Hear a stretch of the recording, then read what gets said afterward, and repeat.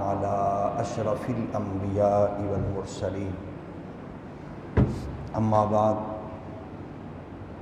أعوذ بالله من الشيطان الرجيم بسم الله الرحمن الرحيم ما كان محمد أبا أحد من رجالكم ولكن رسول الله وخاتم النبيين صدق الله مولانا العظيم الصلاۃ والسلام علیک یا سیدی یا رسول اللہ وعلی آلک و اصحابک یا سیدی یا نعمت اللہ۔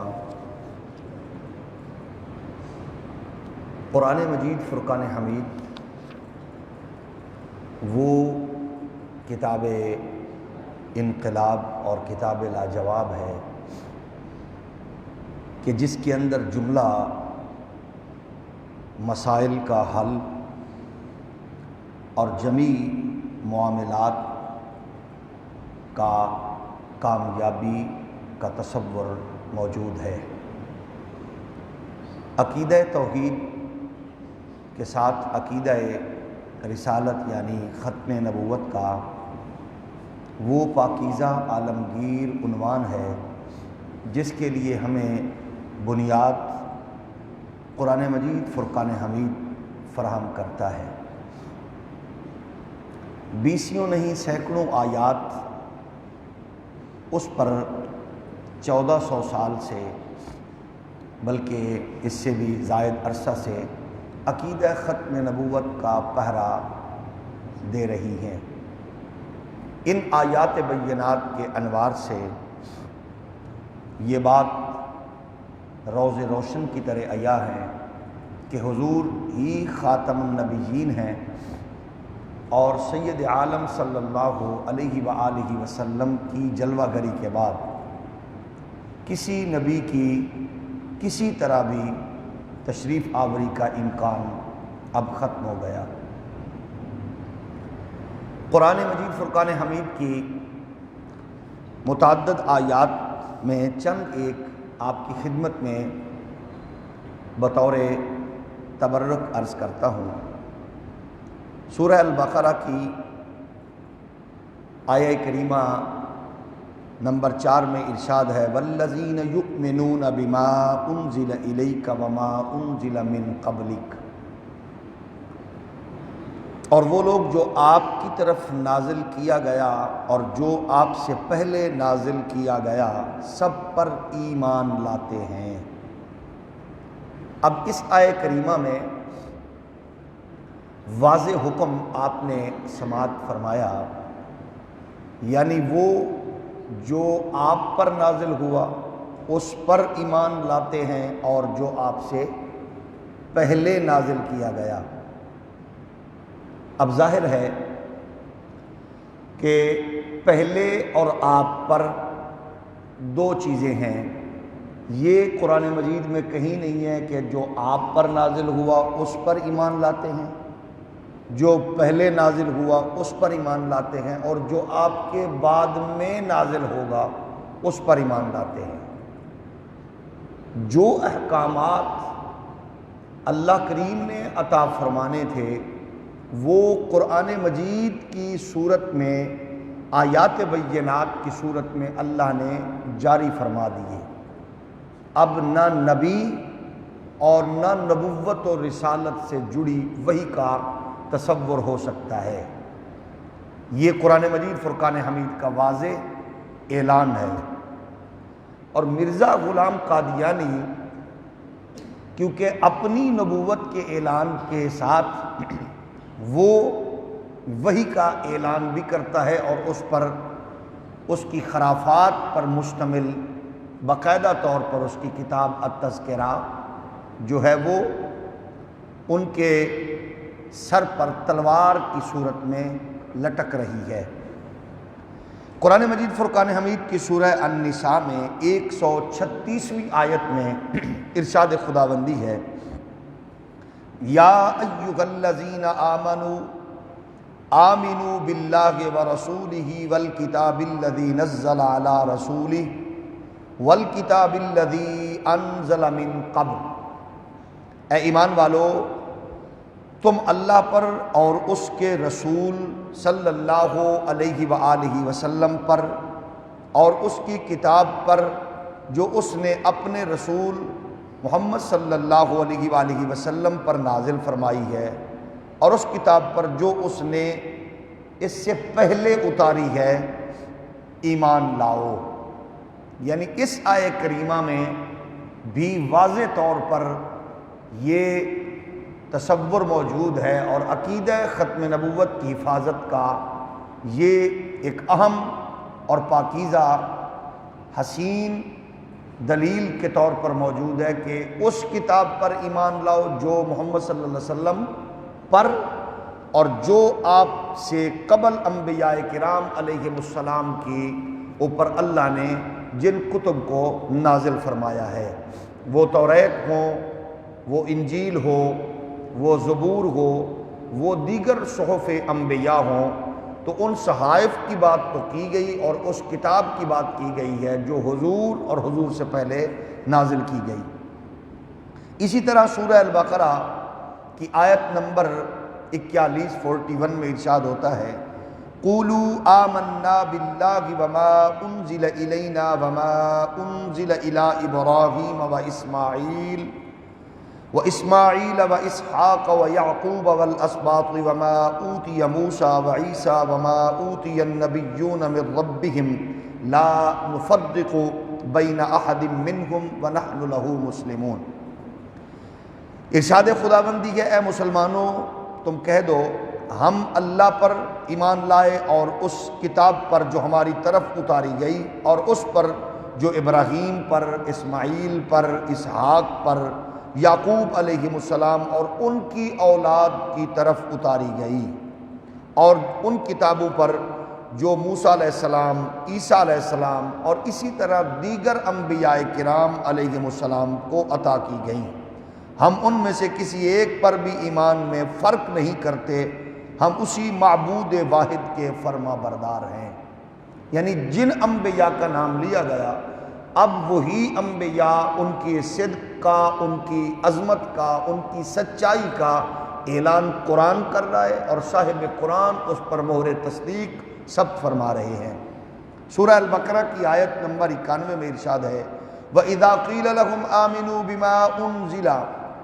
بِمَا أَنزَلَ اللَّهُ قَالُوا نُؤْمِنُ بِمَا أُنزِلَ عَلَيْنَا وَيَكْفُرُونَ بِمَا وَرَاءَهُ وَهُوَ الْحَقُّ مُصَدِّقًا لِمَا مَعَهُمْ، اور جب ان سے کہا جاتا ہے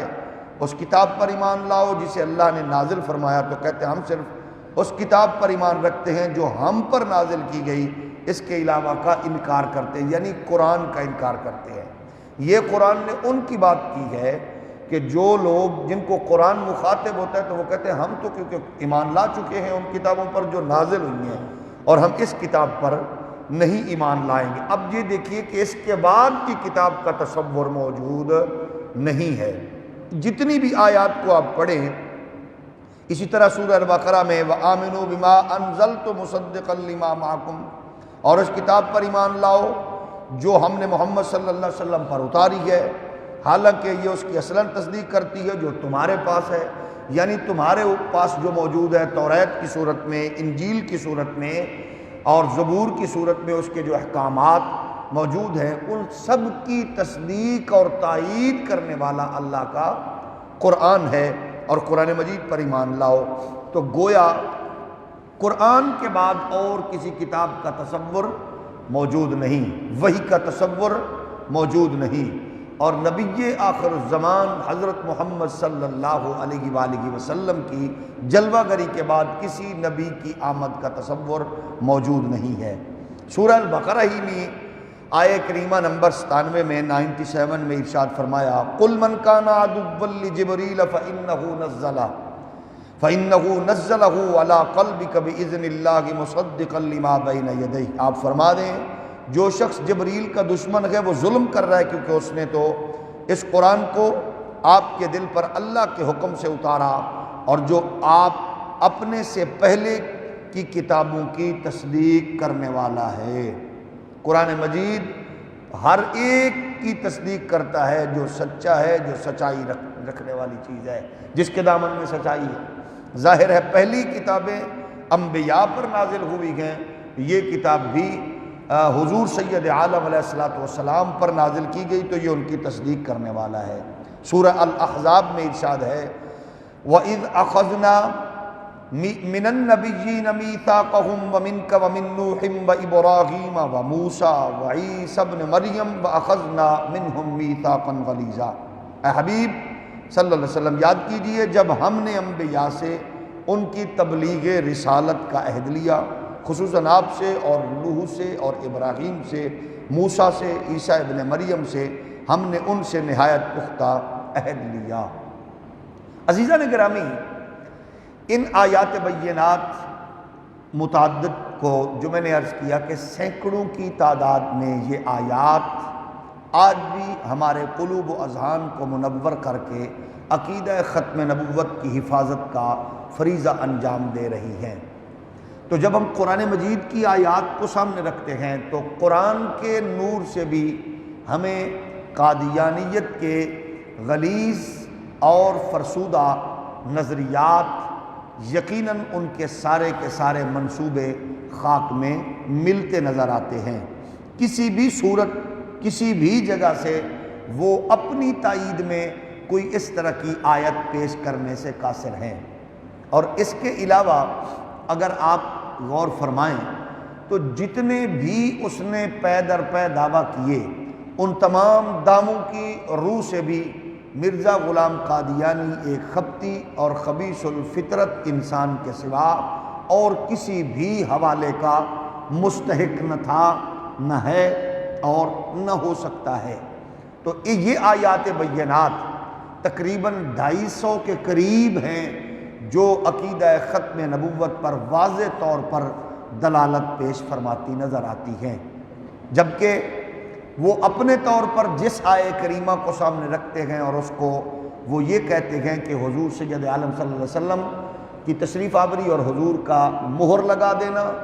تو اس پہ بھی یہ ذہن میں رکھیے کہ یہ جو مہر کا تقاضا کرتا ہے یہ مہر اس پر کیوں نہ لگی جس کو میرے کریم کی قربت بھی،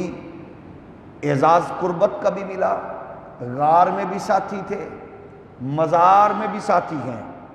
جنہوں نے اپنا سب کچھ بارگاہ محمدی میں نثار کر دیا، وہ سیدنا صدیق اکبر جن کے بارے میں براہ راست قرآن اعلان فرماتا ہے اِلَّا تَنْصُرُوهُ فَقَدْ نَصَرَهُ اللَّهُ اِذْ أَخْرَجَهُ الَّذِينَ كَفَرُوا ثَانِيَ اثْنَيْنِ إِذْ هُمَا فِي الْغَارِ۔ تو سوال یہ ہے کہ یہ مہر صدیق اکبر پر کیوں نہ لگی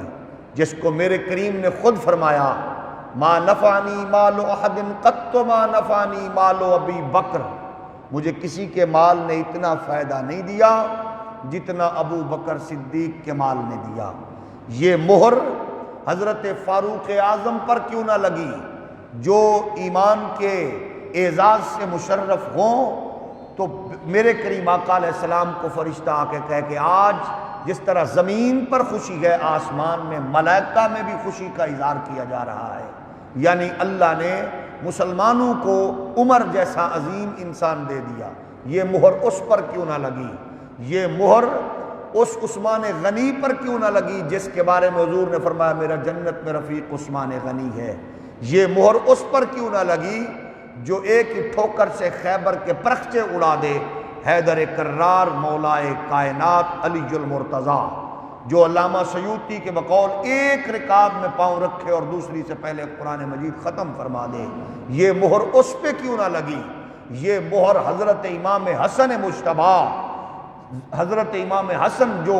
اپنے نانا کی امت میں صلح کا ایک حسین اور پاکیزہ بنیاد رکھتے ہیں، یہ مہر نبوت کی اس پر کیوں نہ لگی جس نے تن من دھن سب کچھ قربان کر کے مدینہ جیسی دھرتی، مکہ جیسا ماحول، بیت المقدس جیسی اور ساری نعمتیں سامنے ہوں، حرم شریف کی، مکہ شریف کی، کعبہ شریف کی، مسجد نبوی شریف کی، ساری چیزوں کی موجودگی میں اپنا سب کچھ قربان کر کے خاک کربلا میں ڈیرے لگا کے مصطفیٰ کے دین کا پرچم اونچا کرے، اس پر کیوں نہ لگی؟ یہ مہر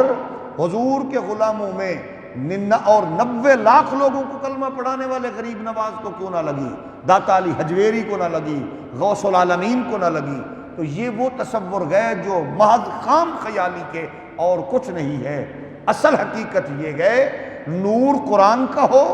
یا روشنی فرامین مصطفی کی ہو اور یا امت کا اجماع ہو،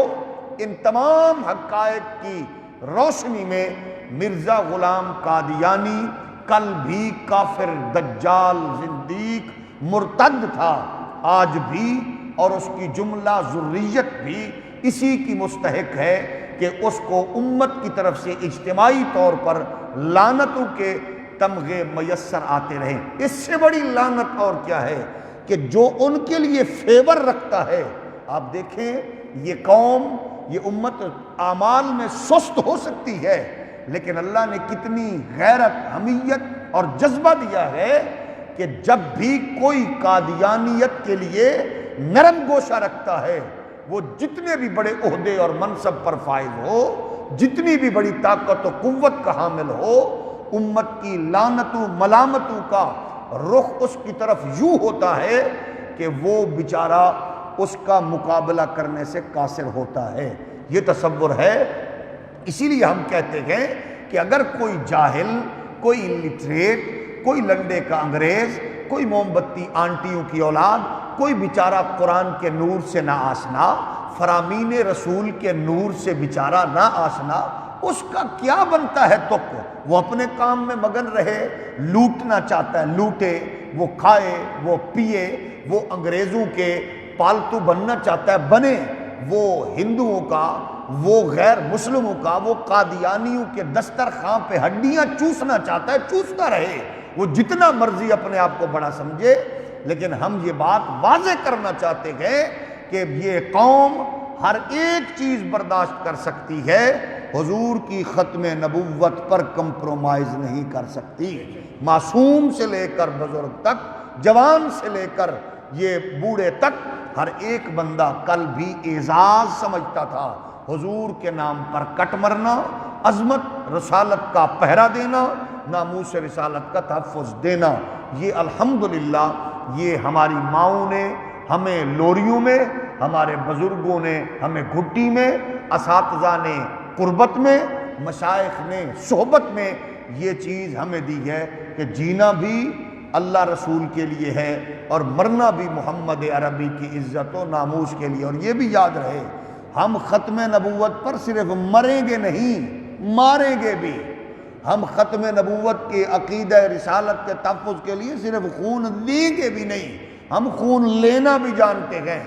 سانسیں قربان بھی کریں گے، اور حضور کے دشمن کی سانسیں چھیننے کی طاقت بھی رکھتے ہیں۔ یہ بات عیاں ہے دنیا پر، ہم پھول بھی گئے، تلوار بھی گئے، یا بزم جہاں مہکائیں گے یا خون میں نہا کر دم لیں گے۔ انشاءاللہ کل ہم حضور کے فرامین کی صورت میں قادیانیت کے، اس کے باطل عقائد اور اس کی غلیظ نظریات کا احادیث رسول کی روح سے معروضات آپ کی خدمت میں پیش کریں گے۔ اللہ ہمیں ان باطل غلیظ نظریات سے محفوظ رکھے، اور کرونا وائرس کی طرح قادیانیت کی وائرس سے بھی اللہ ہماری نسلوں کو، پڑوسیوں کو، عزیزوں کو محفوظ فرمائے۔ آمین بجاہ نبی الاول۔